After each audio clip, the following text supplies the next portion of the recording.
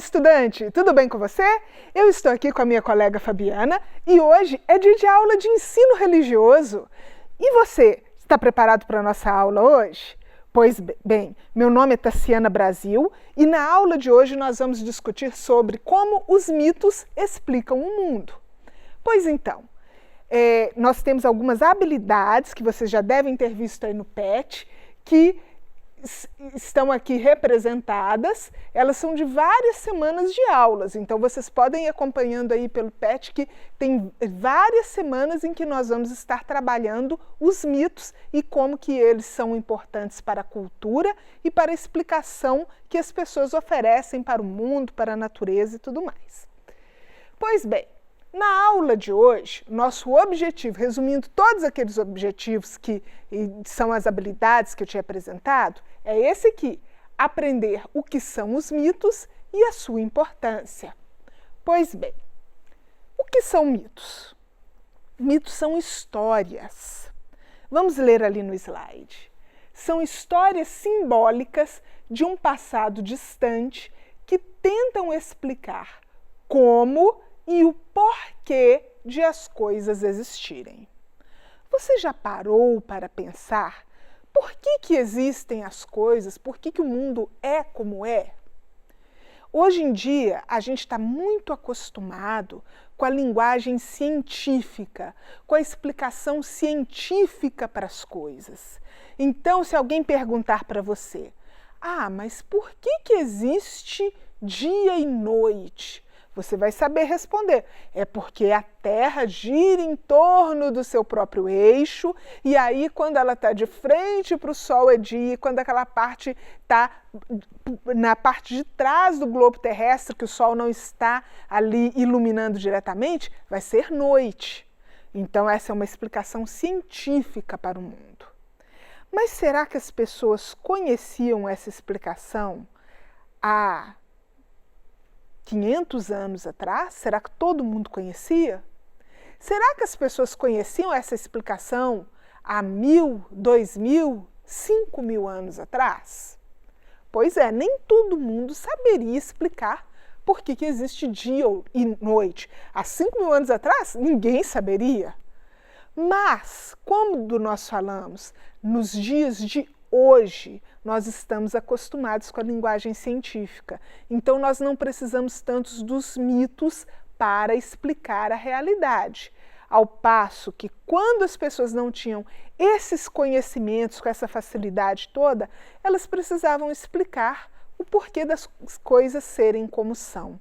Então, por isso, existem os mitos. É uma forma que as pessoas tinham de explicar. Normalmente, os mitos são cheios de linguagem religiosa. Por quê? Porque a religião faz parte da cultura. A religião é uma forma de manifestação cultural. Uma das formas mais importantes que a gente tem de conhecer a cultura de um povo é também conhecendo a sua religião, conhecendo aquilo em que eles acreditam. E aí, os mitos, eles normalmente são ligados a essa linguagem religiosa. Você já leu alguma coisa sobre mitologia grega? E aí conta dos deuses gregos e de todas aquelas histórias? Ou da mitologia nórdica, quando fala, por exemplo, de Thor e Loki, que são tão falados aí hoje em dia por causa dos Vingadores, não é verdade? Mas essas histórias, elas não têm origem agora, não. Elas são histórias antigas, que têm origem em outra cultura e que faziam parte da forma como as pessoas tentavam entender o mundo. Então, era difícil para as pessoas falar, olha, existe dia e noite por causa do movimento da Terra. Mas era fácil, por exemplo, como acontecia na cultura egípcia, dizer que era a barca de Ra, que era o Deus Sol, que estava ali vencendo as trevas todos os dias e lutando pelo domínio da luz sobre as trevas. Isso era muito mais fácil para eles entenderem do que pensar num movimento da Terra. E aí, quando nós falamos nos mitos, nós falamos nesse tipo de história, em histórias que ajudam a explicar o mundo, a realidade, a forma das pessoas agirem, a forma das pessoas sentirem. Então, essa é a importância dos mitos. Vamos seguir. Alguns exemplos de mitos. Eu coloquei aqui o mito da criação. Por que eu coloquei essa imagem? Essa imagem, ela remete a um mito de criação que muita gente aqui já ouviu falar, que acaba fazendo parte da nossa cultura ocidental. Olha só, tem um jardim, tem duas pessoas ali escondidas atrás de um matinho, assim, porque não estão muito vestidas, tem uma árvore cheia de frutos. E esse mito da criação, ele faz parte de qual história? Vocês já ouviram falar alguma vez do mito da criação judaico-cristão. Por que judaico-cristão? Porque essa história, ela nasce dentro do judaísmo, mas os cristãos também seguem alguns textos do judaísmo, que são o que é o Antigo Testamento da Bíblia. Essa parte começa com o judaísmo, mas os cristãos também aceitam. E tem justamente a história dos mitos de criação. Como foi que a humanidade foi criada. E aí, de acordo com essa história, Deus criou os céus, a terra, o mundo, plantou um jardim e colocou ali um casal, o primeiro casal, Adão e Eva, para tomar conta daquele jardim, e deu tudo para eles, mas falou assim, vocês não podem comer do fruto da árvore do conhecimento. E aí, como eles comeram, eles acabaram sendo castigados e expulsos daquele jardim, e aí as coisas más entraram no mundo. Essa é uma forma de explicar por que o mal existe no mundo.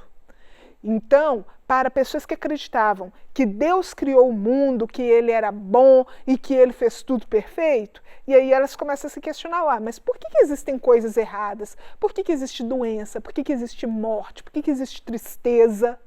E aí eles acharam uma forma de explicar através dessa história. Deus criou o homem perfeito, criou tudo perfeito, mas o ser humano fez coisas erradas. E aí, por causa disso, toda a humanidade hoje em dia conhece o mal, conhece a morte, conhece a tristeza. Então, esse é um exemplo de mito de criação, mas não é o único. Existem muitos outros e eles acabam refletindo o que as pessoas pensam, sentem e como que elas interpretam a vida humana. Um exemplo, vocês já ouviram falar na Índia, que é um país da Ásia, e que lá tem uma religião chamada hinduísmo, e que a sociedade lá é dividida em castas. O que seria essa divisão em castas? Quer dizer que a pessoa nasce e ali, aquela família dela, os avós, os bisavós, os tataravós, o passado todo era considerado de uma casta, ou seja, de um grupo social, e os filhos, netos, bisnetos dessa pessoa continuarão na mesma casta. Então, é uma coisa hereditária. E ali são divididos os papéis sociais. Tem castas que têm privilégios, que têm direitos a ter acesso às melhores coisas na sociedade, outros não, que acabam sendo mais pobres ou acabam tendo que trabalhar em serviços que as outras castas não querem fazer. Por que isso acontece? Em parte, por causa da crença que eles têm que cada uma dessas castas foi criada de uma determinada forma por um determinado Deus. Então, uma casta é considerada filha de um Deus e vai fazer tudo aquilo que aquele Deus deixou de herança para os seus filhos. E essa é uma forma também de explicar a sociedade, o mundo e o lugar que as pessoas ocupam na sociedade. Então, os mitos de criação, eles acabam ajudando a ordenar o pensamento das pessoas, ajudando as pessoas a pensarem por que o ser humano existe, por que as pessoas agem de determinada maneira e por que as coisas são como são. Continuando. Nós temos aqui também exemplos de mitos que explicam a origem de elementos da natureza. Essa aqui é a representação de um mito indígena, que é sobre a origem das estrelas. Então, vocês estão vendo aqui que tem a lua, né? E tem aqui uma mocinha subindo para o céu e virando estrela. O que seria isso? É um mito indígena em que Jaci, que é a lua, só que aqui, gente, vamos prestar atenção, que no nosso idioma, a lua é um substantivo feminino, mas em algumas culturas indígenas, Jaci, a lua, é um homem, então é um ser masculino, tá bom? Então, Jaci, que era a lua, tem um status de divindade, de Deus, dentro de algumas culturas indígenas, e aí ele ficava lá no céu e olhava para a terra e via aquelas índias bonitas passeando, e ele era muito namorador, assim, falava assim, eu quero essa aí para mim. E aí, quando ele gostava de uma índia, ele ia lá, conversava com ela, aquela coisa toda, e convencia ela a ir para o céu, e ela ia para o céu e virava estrela. E assim, os indígenas explicavam a origem das estrelas. Então, na realidade, eram moças muito bonitas que, convencidas por Jaci, foram morar no céu e estar lá.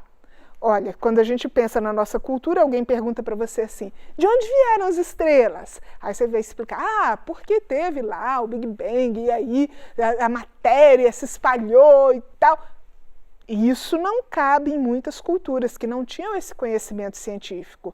Então, para explicar a origem das estrelas, eles tiveram que criar uma história. Continuando. Então, por que existem os mundos? Em primeiro lugar, pela necessidade de entender o mundo. Imagine você viver num mundo que você não sabe por que as coisas existem. Você vê todos os dias o sol nascendo e se pondo e não sabe por quê. Você vê as estrelas brilhando no céu e não sabe por quê. Você vê as pessoas nascendo e morrendo e não sabe por quê. Você vê a forma das pessoas pensarem, sentirem, agirem e você não sabe por quê. E aí, uma hora você vai precisar de explicar isso. E os mitos são histórias que ajudam a entender e a explicar como as pessoas nascem, vivem, morrem, o sentido da vida. Para vocês terem uma ideia, muitas histórias da mitologia grega são utilizadas até os dias de hoje, não como histórias sagradas e religiosas, mas elas contêm verdades que podem ser aplicadas, por exemplo, no estudo da psicologia. Então, muitas histórias de mitologia, eles acabam sendo utilizados em outras áreas do conhecimento por conterem verdades sobre o ser humano e sua maneira de pensar, sentir e agir. Continuando.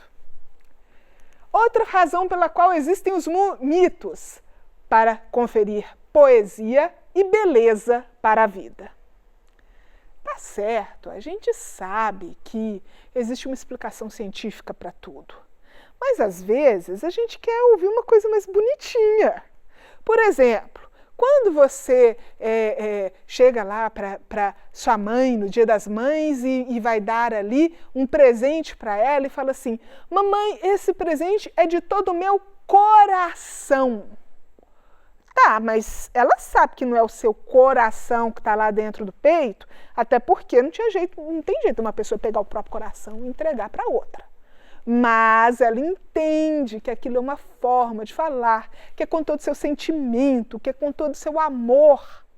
E os mitos são isso, eles são coisas assim que não... São histórias de coisas que não têm condições reais, assim, lógicas de acontecerem, mas que ajudam a explicar o sentimento e a realidade, tá bom? Continuando. Os mitos também são outra forma de apresentar o conhecimento, porque você pode até saber que o dia vem depois da noite por causa da rotação da Terra. Mas é muito mais legal explicar, por exemplo, que Deus criou um grande luminar para governar o dia e um menor para governar a noite, então nós temos Sol e Lua.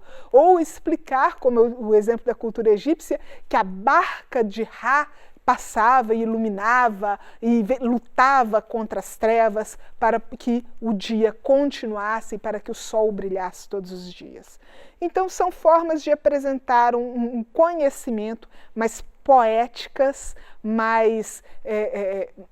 É uma forma mais bonita de falar uma coisa que todo mundo está cansado de saber, é uma coisa para trazer poesia para a vida. Agora, perguntas sobre os mitos. Vamos lá. Primeira pergunta.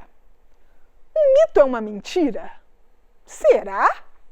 Quando eu falo aqui, a Bíblia contém um mito da criação. Gente, eu já quase apanhei dentro de sala de aula por ter falado isso. Eu estou falando que é mentira? Não necessariamente. O que eu estou falando é que é um tipo de literatura que o objetivo dela não é fazer uma descrição científica dos fatos, mas dar uma explicação que seja bonita, que seja poética e que traga alegria aos ouvidos de quem está ouvindo aquela explicação. Então, os mitos, eles são histórias que trazem explicações e que podem ser válidas em determinado contexto. Então, para a pessoa que acredita no mito da criação cristã, pensar assim, o ser humano é um bonequinho de barro e ele foi feito de forma especial porque Deus soprou o seu espírito nele. Para quem acredita nisso, é uma história bela e é uma verdade, porque é a forma como a pessoa interpreta o mundo. Agora, como que o ser humano surgiu, e aí eu já estou falando cientificamente, se foi através da evolução, quem evoluiu de quem e aquela coisa toda, isso aí é linguagem científica, ela não tem beleza nem poesia. Ela está preocupada com a realidade dura ali, diferente das histórias de criação, dos mitos de criação. Outra pergunta. Gente, eu tenho ouvido essa demais da conta. O presidente é um mito? A gente ouve um monte de gente falando, o mito, o Bolsonaro, o mito. Tá, mas não é no contexto que a gente usa aqui nessa aula. Por quê? As pessoas falam que ele é um mito porque consideram que ele é uma pessoa única e que ao longo da história não teve outro semelhante. E por isso chamam ele de mito. Diferente do sentido que nós estamos usando para a palavra mito na nossa aula. Na nossa aula, mito tem o sentido de uma história que explica o mundo e a realidade. E aí não é o caso. O mundo não existe por causa do presidente. Então, por causa disso, são dois sentidos diferentes para a mesma palavra, belezinha? Continuando. Hoje nós aprendemos que um mito é uma expressão da forma de pensar e sentir de um povo. E essa expressão, ela mostra uma interpretação da realidade. Um mito de criação vai explicar como que eles acham que o ser humano surgiu, mas mais assim, no sentido dos seus sentimentos, por que o ser humano é bom, ou por que o ser humano é mau, ou por que as coisas são como são. Então, o mito ele tem esse papel de explicar a realidade dentro dos conhecimentos de uma determinada cultura. Preservar mitos é preservar culturas. Por quê? Porque um mito só faz sentido dentro de uma cultura, gente. Não tem como eu pegar um mito de um povo que não tem nada a ver comigo e tentar acreditar nele. Por quê? Porque a forma de ver o mundo, a realidade, as coisas é completamente diferente. Então, os mitos, eles estão diretamente relacionados com a sua cultura, tá bom? A melhor forma de preservar os mitos é contar e ouvir histórias. Sabe aquela história que a vovó conta?